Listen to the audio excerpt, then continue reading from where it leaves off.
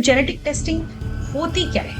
Genetic testing हम इसलिए करते हैं क्योंकि जीन्स में किसी तरह का वेरिएंट या म्यूटेशन की वजह से वो जेनेटिक डिसऑर्डर मैनिफेस्ट होता है। ओके, सो ह्यूमन जीनोम में देयर आर 20,000 जीन्स, लेकिन उसमें सिर्फ 5,000 जीन्स ही क्लिनिकली रेलेवेंट है। कि जैसे मुझे LGMD है, लिम्ब girdle मस्कुलर डिस्ट्रोफी, तो उसके लिए क्या कोई स्पेसिफिक पैनल होता है? मेरे को बताइए डॉक्टर, अगर उन्होंने कैरियर स्क्रीनिंग करवा ली, अब उनके सामने क्या ऑप्शंस है? How can they conceive naturally still, और अपने बच्चों को कैसे बचा सकते हैं लोग?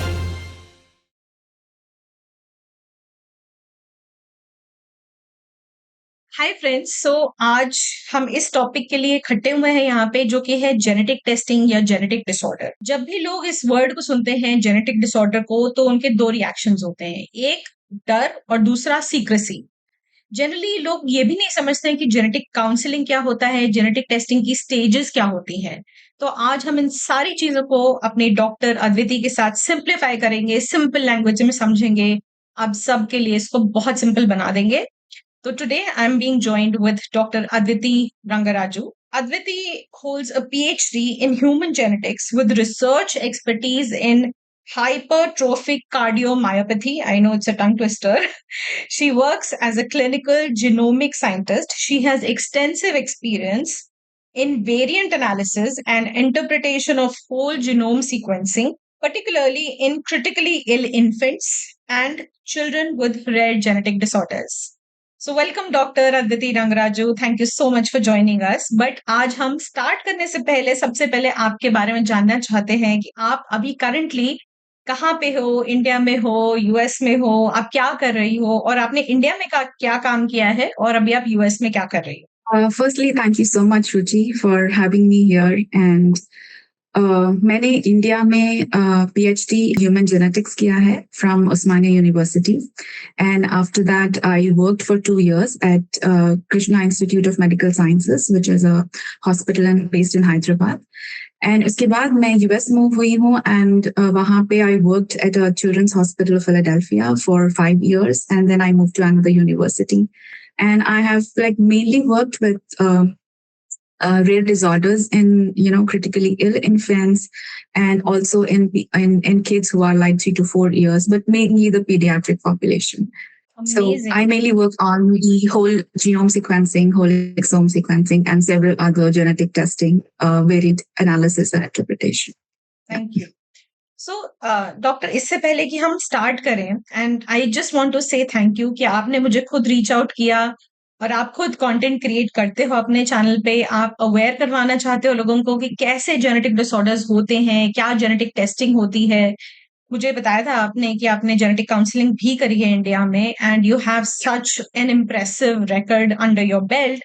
तो मुझे लगता है कि आज का पॉडकास्ट तो बहुत ही ज्यादा इंटरेस्टिंग होने वाला है हमारी ऑडियंस के लिए, और हम इसको यूट्यूब पे डालेंगे, इसके कुछ टिडबिट्स हम लोग इंस्टाग्राम पे भी डालेंगे। तो स्टे ट्यून्ड गाइस, आज का टॉपिक बहुत इंटरेस्टिंग है, which is genetic testing and genetic counselling both. तो हम इस क्वेश्चन से स्टार्ट करते हैं कि व्हाट इज जेनेटिक टेस्टिंग, और ये करवाया ही क्यों जाता है। मतलब मुझे खुद जेनेटिक डिसऑर्डर है, तो मैं समझ सकती हूँ जेनेटिक टेस्टिंग इज रफली about understanding if you have a genetic mutation, if you have a genetic disorder. But of course I am not a doctor, मुझे नहीं पता उसके सेमेंटिक्स क्या होते हैं, पर जेनेटिक टेस्टिंग होती क्या है? जेनेटिक टेस्टिंग हम इसलिए करते हैं क्योंकि जीन्स में किसी तरह का वेरिएंट या म्यूटेशन की वजह से वो जेनेटिक डिसऑर्डर मैनिफेस्ट होता है। ओके, सो ह्यूमन जीनोम में देयर आर 20,000 जीन्स, लेकिन उसमें सिर्फ 5,000 जीन्स ही क्लिनिकली रेलेवेंट है। ओके, सो इन जीन्स को ही are associated with different kinds of genetic syndromes या डिसऑर्डर्स। सो जेनेटिक टेस्टिंग में largely whole exome and whole genome sequencing करते हैं, जहां पे देन यू आइडेंटिफाई कि किस जीन में क्या प्रॉब्लम है एंड किस वजह से कौन सा जेनेटिक डिसऑर्डर आने का चांस है। आज के टाइम में largely whole exome and whole genome sequencing इस ज्यादा अडॉप्टेड है, क्योंकि ये मैक्सिमम नंबर ऑफ जीन्स को ये स्क्रीन करता है। Otherwise there are genetic panels also. Genetic panels ऐसे होते हैं जहाँ पे लिमिटेड नंबर ऑफ जीन्स होते हैं। जैसे किसी को अगर पता है कि एक ये कार्डियक प्रॉब्लम है, सो उसमें ऑब्वियसली वो कार्डियक रिलेटेड जीन्स ही वो स्क्रीन करेंगे। They will not do the entire genome or the entire exome. So that is the difference. So कुछ multigenic disorders होते हैं and कुछ single gene disorders होते हैं जहां पर बस एक ही जीन इन्वॉल्व है, लेकिन कुछ disorders में ऐसा होता है कि बहुत सारे genes इन्वॉल्व हैं। जैसे मैंने आपको बताया हाइपरट्रोफिक कार्डियोमायोपैथी, जो मेरा खुद का अपना रिसर्च है, वहां पे बहुत सारे जीन्स इन्वॉल्व हैं. So there is a huge cardiac panel in it. So maybe there are like several types of hypertrophic cardiomyopathy. Like you will have asymmetrical, symmetrical, then you will have arrhythmogenic right ventricular dysplasia. So अलग-अलग types के जितने भी with the congenital heart diseases होते हैं. So based on that, the genetic testing is different for different types of diseases.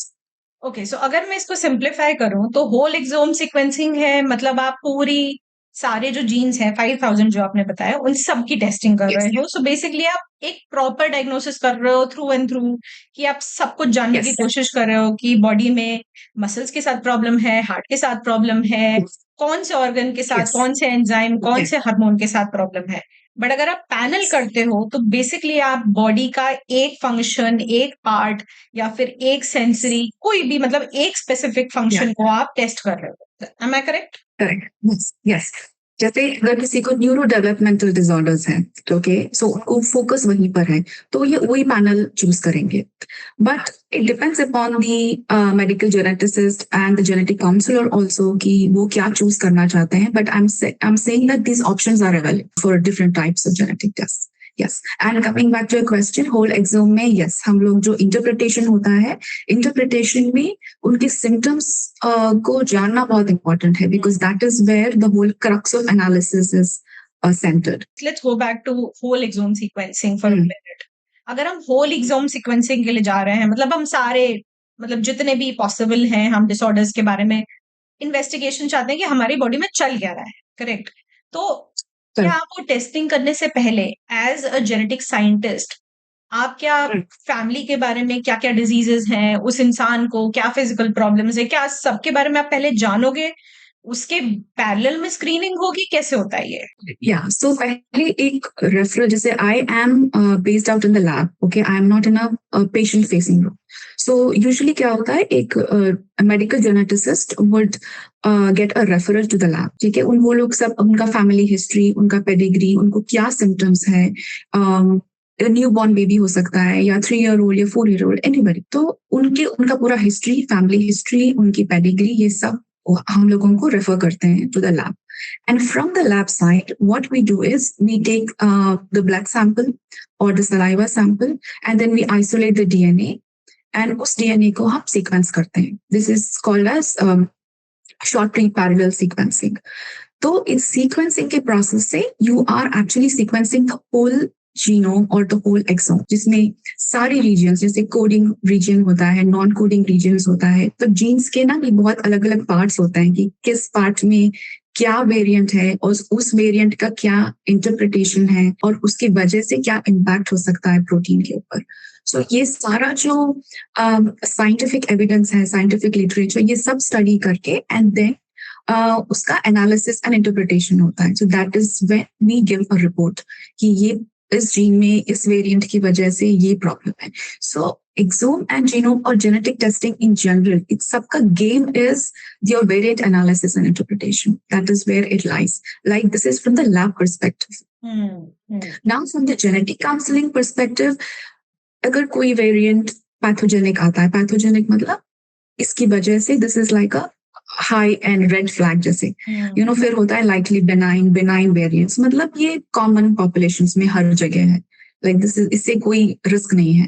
And then होता है variant of uncertain significance.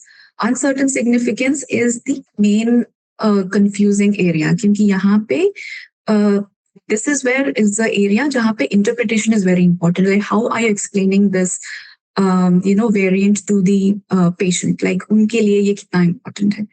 So from the lab perspective, we are reporting, but from the counseling point of view, you are explaining that report to the patient in a simple way, and how does that impact their risk inheritance, और उनको future में genetic testing की जरूरत है कि नहीं, depending upon कि उनका फैमिली हिस्ट्री क्या है, क्लिनिकल सिनेरियो क्या है, and all that. Got it. So I think मैं अपना पर्सनल एक्सपीरियंस थोड़ा-सा यहाँ पे शेयर करना चाहूँगी क्योंकि मेरी फैमिली में ऑलरेडी किसी को जेनेटिक डिसऑर्डर था, तो मेरे लिए इट वाज़ वेरी ईज़ी कि मुझे सिर्फ़ अपना ब्लड टेस्ट देना था और मेरी रिपोर्ट उस इंसान के साथ मैच होनी थी। तो it was very easy for me. मैंने उस टाइम पे अपने जेनेटिक साइंटिस्ट से ये भी नहीं पूछा था कि कौन-सी स्टडी है, ये कौन-सा जेनेटिक पैनल है। ऑफ़ कोर्स ये पैनल हो जाएगा क्योंकि यहाँ पे थोड़ा-सा एक डिमार्केशन उनके पास ऑलरेडी हो गया था कि यही टाइप की टेस्टिंग करनी है। तो अगर मैं आपसे पूछती हूँ कि जैसे मुझे एलजीएमडी है, लिम्ब girdle मस्कुलर डिस्ट्रोफी, तो उसके लिए क्या कोई स्पेसिफिक पैनल होता है? ऐसा यूजुअली मस्कुलर डिस्ट्रोफी पैनल्स होते हैं क्योंकि मस्कुलर डिस्ट्रोफीज कई तरह के होते हैं, लाइक एक तो लिम्ब गर्डल है, देन डुशेन मस्कुलर डिस्ट्रोफी है। सो यूजुअली ये न्यूरो डेवलपमेंटल डिसऑर्डर्स पैनल में कवर हो जाते हैं।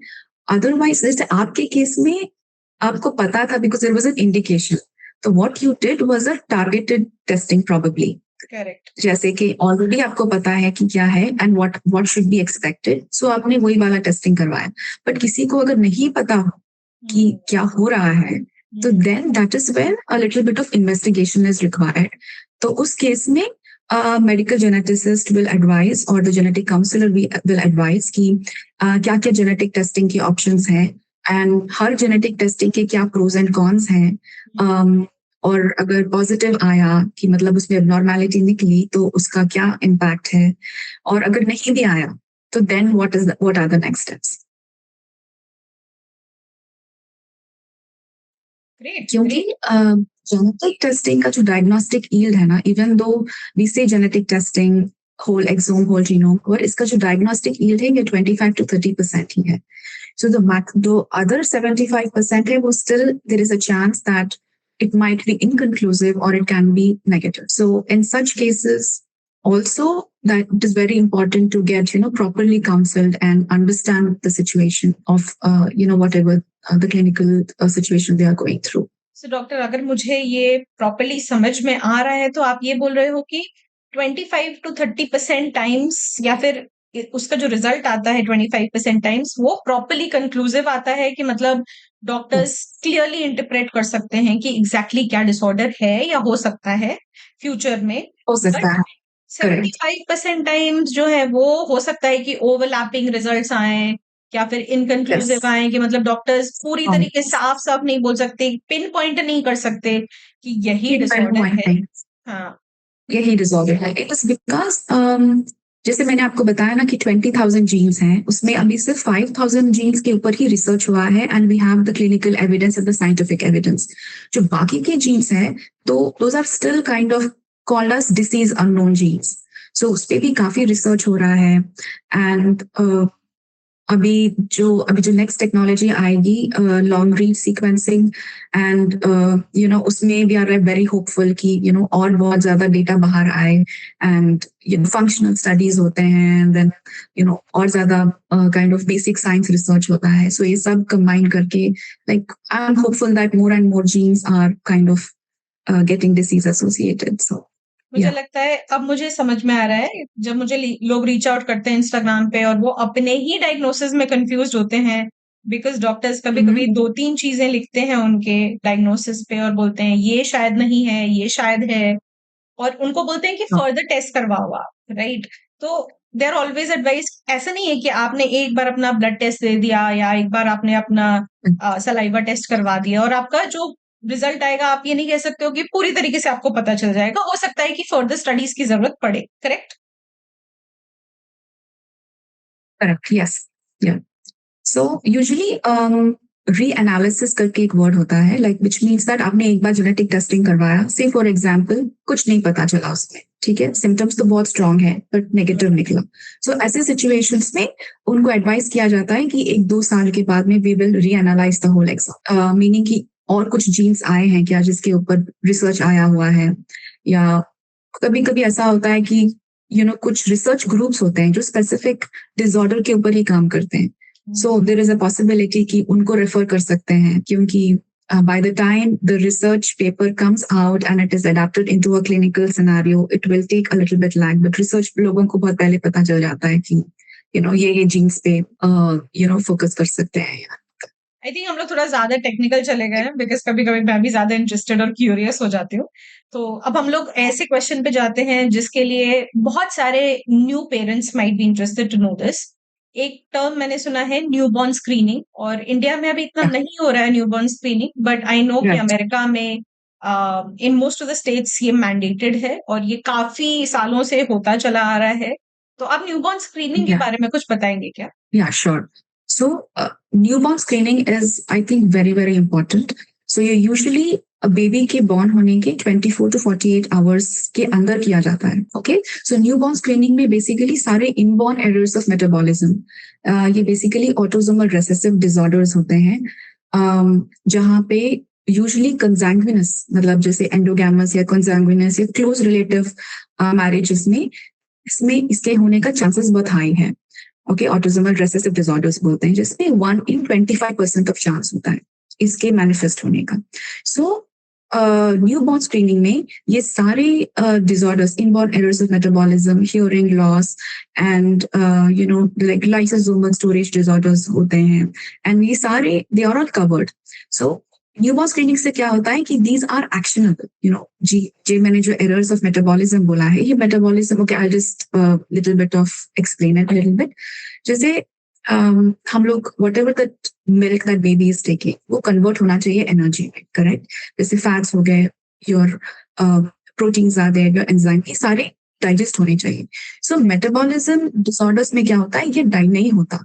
सो there is a defect in one of the gene such a way that कि वो फैट या वो प्रोटीन वो ठीक से कन्वर्ट नहीं होता है एनर्जी में. सो क्या होगा, पूरा जाके टॉक्सिक बन के ऑर्गन्स में इट विल गेट डिपॉजिटेड. ठीक है, वो ठीक से अगर वो प्रोसेस नहीं होता है. सो ये एक एक टाइप का एक एक डिसऑर्डर होता है. लाइक जैसे एमिनो एसिड का एक टाइप ऑफ डिसऑर्डर है, अगर फैट्स का है it's called a different type of disorder, अगर प्रोटीन्स का है it's a different type of disorder. And these are very very actionable. मतलब इनको बहुत अर्ली एज में अगर कैच कर लेते हैं तो इसका ट्रीटमेंट बहुत इजी है. जैसे कंजेनाइटल हाइपोथायराइडिज्म है, it is very very manageable. All you have to is just identify that this hypothyroidism, and it will be a small medication can save a baby's child. There is adrenal hyperplasia, which is a growth related thing. Growth therapies होते हैं and उससे वो भी manage हो जाता है. So and कुछ होते हैं जो diet से manage हो सकते हैं, which is like so easy, and little bit of medications. Yeah. So newborn screening में invariably बच्चे को whether they are normal, whether they are abnormal, it is highly recommended. So developed countries में जैसे US में and other countries में it is a mandatory, like the moment the baby is born, newborn screening and hearing loss, ये दोनों चीजें are definitely like they're compulsory. But in India में I think only Kerala, Goa and कुछ states में ही ये किया जा रहा है. बट अगर नहीं भी किया जा रहा है from the government side, it is a very affordable and easy test and accessible by like a lot of companies are offering this test. So I think parents should be aware of getting a newborn screening, or at least ask their pediatricians that they are interested in इस test को करवाने के लिए. So it is like a lifesaver, I would say, a newborn screening. Great. Yeah. So thank you so much, doctor. I think मैंने इतना सारा पहली बार समझा है न्यूबॉर्न स्क्रीनिंग के बारे में, और फ्रैंकली मैंने पहले भी बात करी है कि रिसेसिव डिसऑर्डर्स क्या होते हैं, जिसमें कि दोनों पेरेंट्स से एक एक म्यूटेटेड या एक एक जीन जिसमें कुछ इशू होता है वो बच्चों में पास होता है. और वो तभी होता है जब कंसैगुइनस मतलब कजन मैरिजेस हैं, या सेम कास्ट में शादी हो रही है जिसको कास्ट एंडोगेमी बोलते हैं, या फिर आप रिलेटिव्स में शादी हो रही है. तो इंडिया में ऐसे केसेस बहुत सारे पाए जाते हैं. मेरी खुद सिचुएशन ऐसी है, मेरे मदर फादर की सेम कास्ट में मैरिज हुई थी, और हमारी पूरी फैमिली में ऐसे 5-6 जनरेशन तक आई डोंट नो, मतलब किसी को मैंने नहीं सुना है को कोई भी ऐसा जेनेटिक डिसऑर्डर है. बट ये हमारा एक recessive disorder is what I know, जिसमें कि एक एक Yeah. जीन मदर फादर से आता है. तो इसीलिए मेरा फोकस इन चीजों पे ज्यादा है कि सिर्फ ये नहीं है कि जेनेटिक डिसऑर्डर्स क्या है, मेरा फोकस इस चीज पे भी है कि जेनेटिक डिसऑर्डर्स होते क्या हैं, लोग इसका रीजन को समझें, और लोग समझें कि जेनेटिक डाइवर्सिटी कितनी इंपॉर्टेंट चीज है. तो एक क्वेश्चन मेरे दिमाग में आया न्यूबॉर्न स्क्रीनिंग को लेके. सो एज यू सेड कि इंडिया में अभी बहुत कम स्टेट्स में अवेलेबल है, बट पेरेंट्स गायनेकोलॉजिस्ट से बोल सकते हैं कि हमें ये करवाना है टेस्ट. राइट? तो आप That is बता something. सकते हो कि न्यूबॉर्न स्क्रीनिंग जो होता है वो टेस्ट होता कैसे है बच्चों में? So it's just I think needle prick होता है उनके जैसे पैर के हील होता है ना, पैर में थोड़ा सा एक नीडल प्रिक करके I think that is blotted on a paper and उस ड्राई स्पॉट को they tested. It's a very simple test. It's ये बहुत ज्यादा इन्वेसिव नहीं है. ओके, सो अभी तक हमने बात करी कि जेनेटिक डिसऑर्डर्स जो न्यूबॉर्न बेबीज में होते हैं उनके बारे में बात करी हम्म. हमने, मेटाबॉलिक डिसऑर्डर्स हम्म. के बारे में बात करी, बट मैं ये भी समझना चाहती हूँ कि जैसे मुझे अडल्ट स्टेज में हुआ, when I was entering my 30s, तब मुझे एलजीएमडी डायग्नोस हुआ। तो इसी तरीके से क्या, या फॉर एग्जाम्पल अगर कोई लेडी प्रेग्नेंट है या कोई मेरे जैसा इंसान है जिसको सडनली कुछ ऐसे सिम्टम्स दिखने लगते हैं जो एक्सप्लेनेबल नहीं है, तो ऐसी स्टेजेस ऑफ लाइफ में भी कौन से टाइप के जेनेटिक टेस्टिंग करवाई जाती है? As in, you know, for example let me take my example.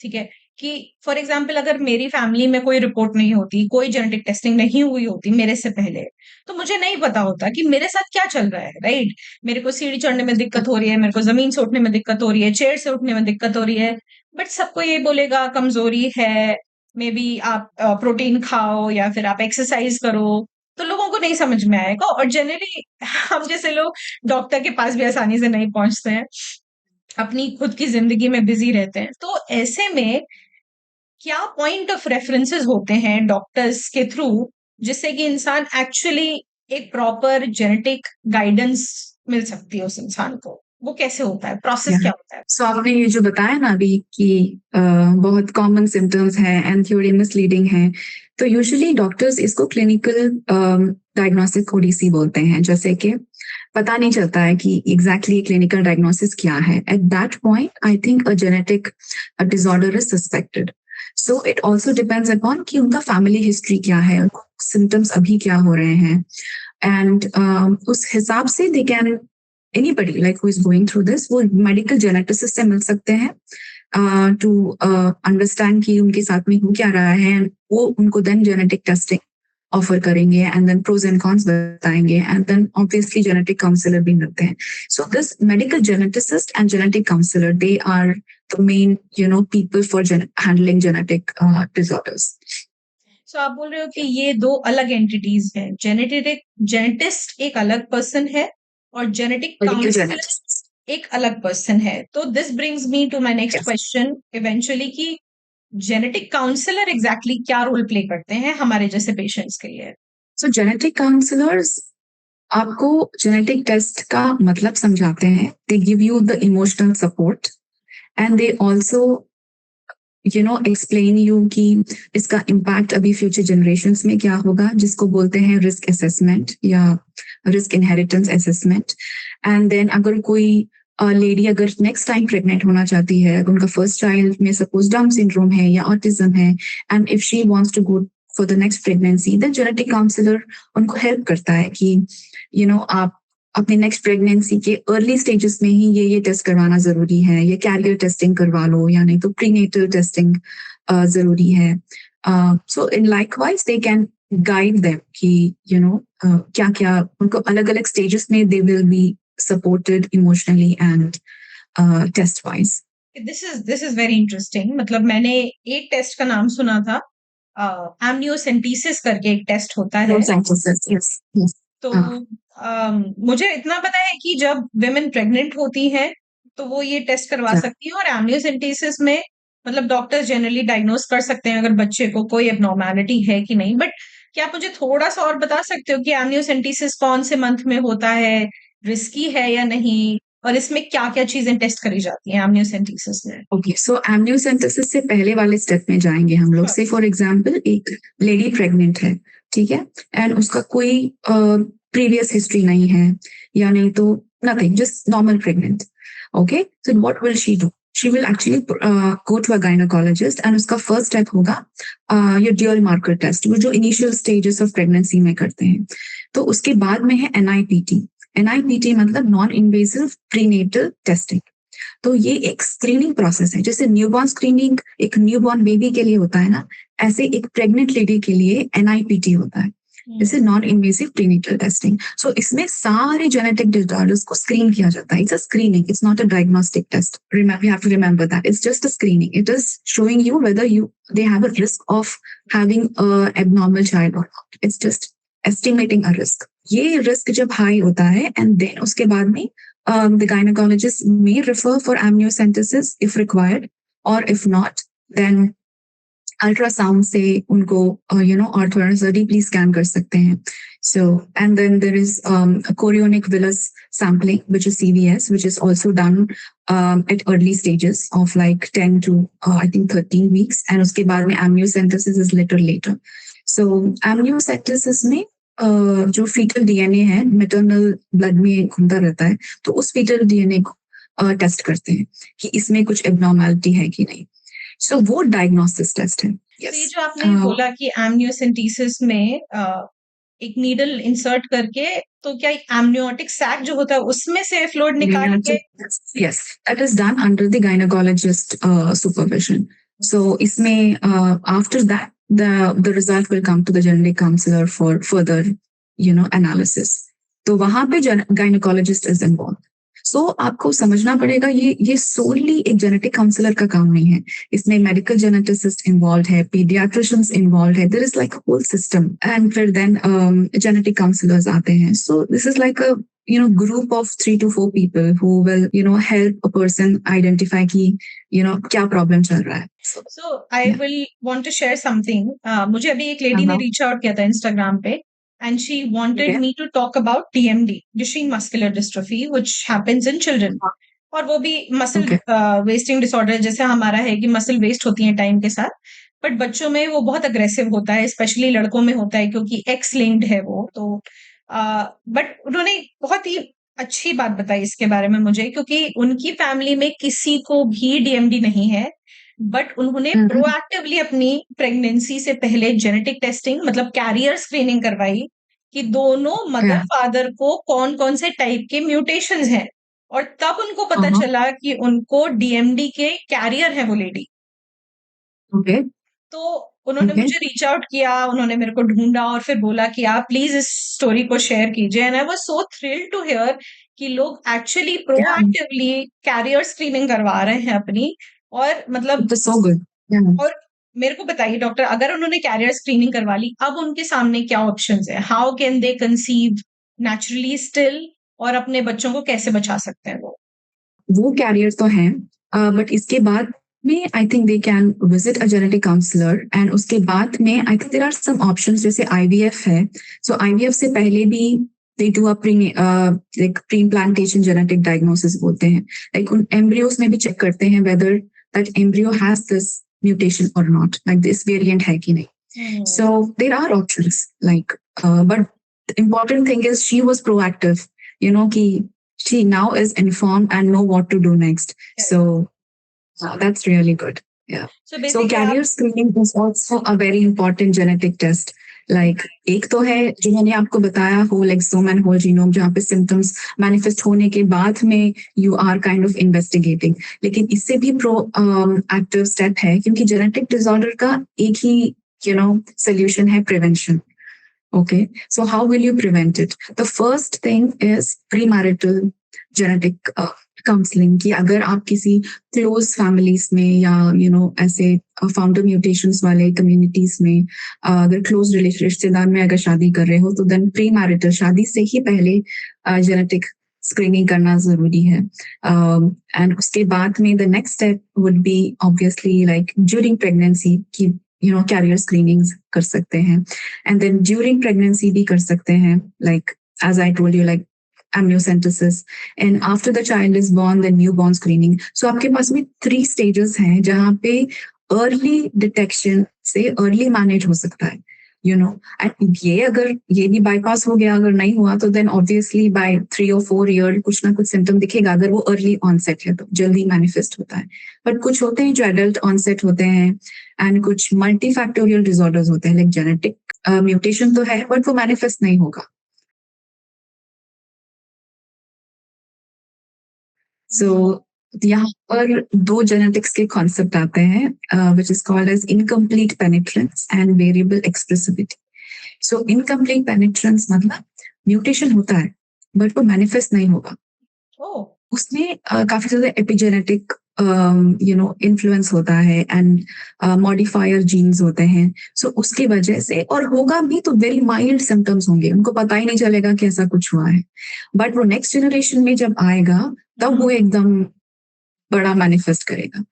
तो ये भी एक बहुत इंपॉर्टेंट थिंग है। सो इसीलिए मैंने बोला ना, जो वेरिएंट इंटरप्रिटेशन एनालिसिस है कि कैसे उस जेनेटिक टेस्ट को इंटरप्रेट करते हैं, that is the main crux of the entire genetic testing, and that is the reason why genetic counselors are so important, क्योंकि ये आपको बता सकते हैं कि इसका इम्पैक्ट क्या है एंड प्रोज एंड कॉन्स क्या है।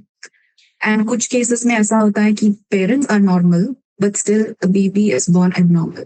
सो ऐसे म्यूटेशंस को डी नोवो स्पोराडिक म्यूटेशंस बोलते हैं। सो मेरे फैमिली में नहीं है, दे आर ऑटोसोमल रिसेसिव भी नहीं है, they are autosomal dominant, but they are de novo. They are just there because of some, cell division के time पे some random mutation might have arrived. So, उस वजह से. So, मैंने ये सुना है कि अकैंड्रोप्लेजिया जो कि डॉर्फिज्म बेसिकली होता है, वो एक डी नोवो म्यूटेशन होता है, मतलब कि हो सकता है पेरेंट्स की प्रॉपर हाइट हो, सब कुछ हो, और डॉर्फिज्म जिस बच्चे को है उससे ही वो स्टार्ट हुआ है वो जेनेटिक डिसऑर्डर। तो मैंने सुना है ऐसे बारे में, but I am not sure.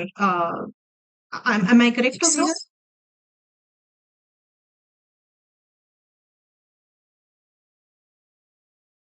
here? so जो वेरिएंट टाइप होता है ना, depends upon the your type of inheritance. जैसे ऑटोसोमल डोमिनेंट है, ऑटोसोमल रिसेसिव है, एक्स लिंक्ड है एंड वाई लिंक्ड है। ओके, ये 4 टाइप ऑफ जेनेटिक डिसऑर्डर्स हैं, ये इनहेरिटेंस फॉलो करते हैं। ठीक है, जैसे ऑटोसोमल रिसेसिव में 2 एबनॉर्मल कॉपीज का होना जरूरी है उस डिसीज को मैनिफेस्ट करने के लिए। 1 abnormal from the father, 1 abnormal from the mother, 2 copies. ठीक है, बस डोमिनेंट में 1 कॉपीज काफी है उस डिसीज को मैनिफेस्ट करने के लिए। ठीक है, तो उसका जो वेरिएंट का जो क्या बोलते हैं मैनिफेस्टेशन है, वो स्लाइटली डिफरेंट होगा ऑटोसोमल रिसेसिव से। ऑटोसोमल रिसेसिव बहुत अर्ली दिखाई देगा, ऑटोसोमल डोमिनेंट शायद थोड़ा सा लेट दिखाई दे। अगर बहुत ज्यादा सीवियर है तो देन अर्ली भी दिखाई दे सकता है। सो ऑटोसोमल रिसेसिव ऐसा है कि पेरेंट्स एकदम नॉर्मल रहेंगे but the child will be abnormal, but it is more easily manageable because carrier screening का option है। Correct. Autosomal dominant में it's like little difficult. And then X-linked and Y-linked है। Y-linked genes में अगर variants या mutations आते हैं, then male infertility के issues होते हैं। And then अगर X-linked में है, क्योंकि X is coming from the mother, right? And in males, so that is the reason males are more affected. इसलिए लड़कों में ये ज्यादा दिखता है क्योंकि 1 X is coming from the mother and the Y is coming from the father. ठीक है, and females में 2 X, like 1 X from the mother, 1 from the father. So ये जो X जब mother is a carrier, तो mails में ज्यादा chance होता है इसके मैनिफेस्ट होने का। जैसे for example Duchenne muscular dystrophy is an X linked inheritance pattern. आपने जो एग्जांपल बताया ना, this is she found out that she is a carrier, now she will know what to do next. So तो इसीलिए मैंने सुना है कि डीएमडी है वो ज्यादातर मेल्स में होता है, क्योंकि जो एक्स क्रोमोसोम है जो कि मदर्स से पास होता है, तो वो मेल्स में जनरली ज्यादा होता है। ऐसा नहीं है कि फीमेल्स में नहीं होता है। एम आई करेक्ट हो गया? या फीमेल्स में भी होता है, बड़ा माइल्ड सिम्टम्स दिखते हैं।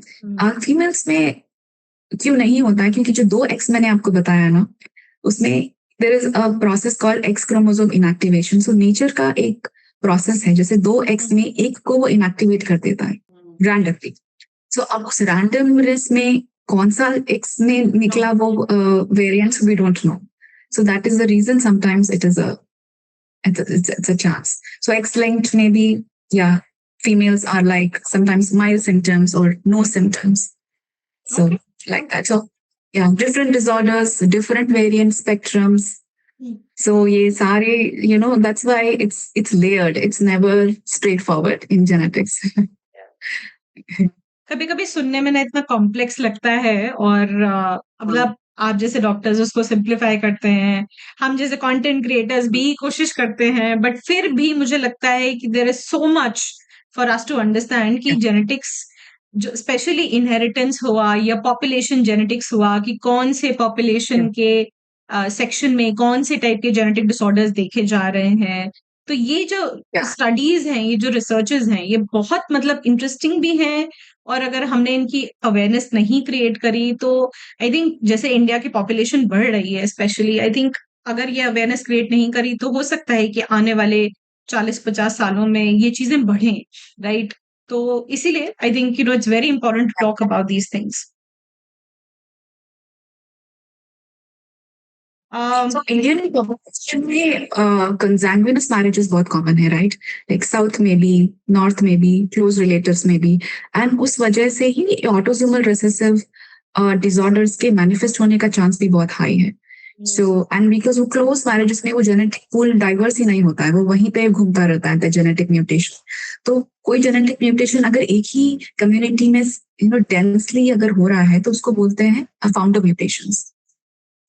तो मतलब कभी आया था एंड उसी पॉपुलेशन में या उसी कम्युनिटी में वो घूमे जा रहा है. सो उस वजह से ही same type of disorder will be you will see in certain communities.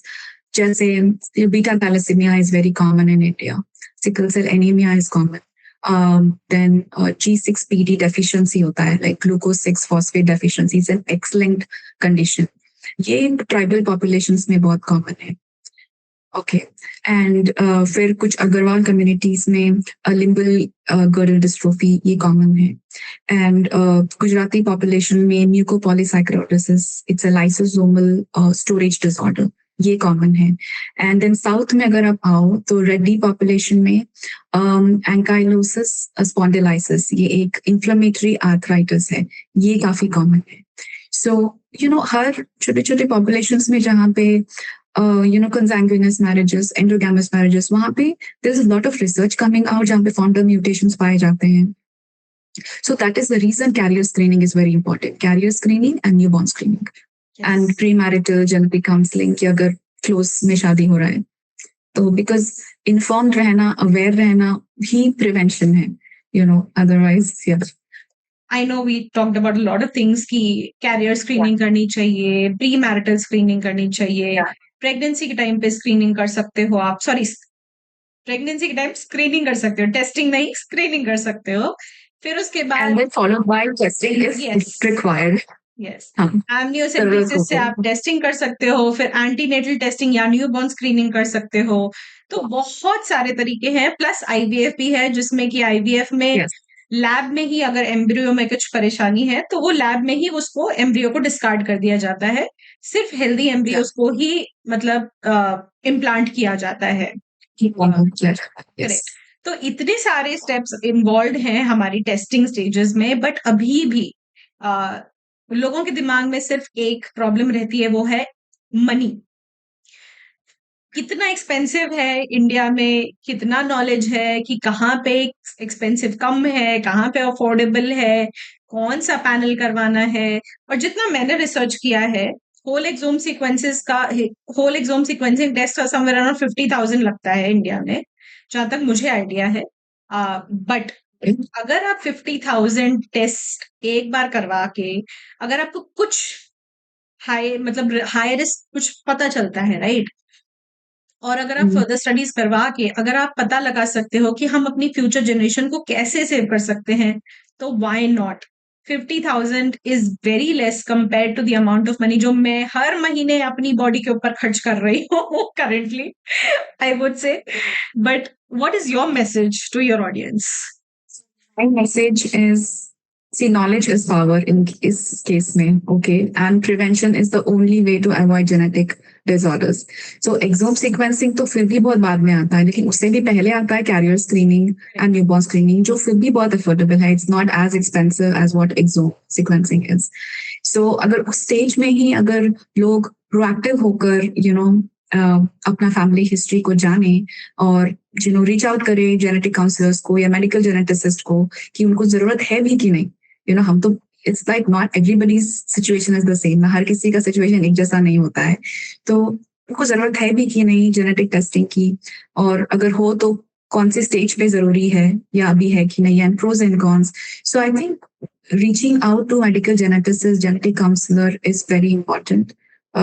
Prevention is the only way, and knowledge is powerful. And making informed decisions will just make them more empowered in making their own. Yeah. Thank you. So yeah, that's my own message. Yeah. Thank you so much, Doctor. I think it's been very exciting and very informative. बहुत सारे नए नए facts हमने जाने हैं. हो सकता है हम लोग आपको अपने नेक्स्ट पॉडकास्ट एपिसोड के लिए फिर से इनवाइट करें अगर हमारी ऑडियंस के और क्वेश्चंस आए. तो I hope you will be able to spare time and join us. But thank you guys for tuning in. And Adviti Rangaraju is joining us from USA. That is why, she has morning and I am heading towards evening. But I hope you enjoyed this session. और आप अपने questions please comments में डालिए. और अगर आपके ज़्यादा questions होते हैं, हम अद्विति मैम को दोबारा से invite कर सकते हैं. Thank you so much. And we're done. Thank you so much, Ruchi, for having me. I hope this podcast reaches to maximum people and they all reach out to you for, all the questions. Yeah, I'm happy to help. Thank you. Great. Thank you so much.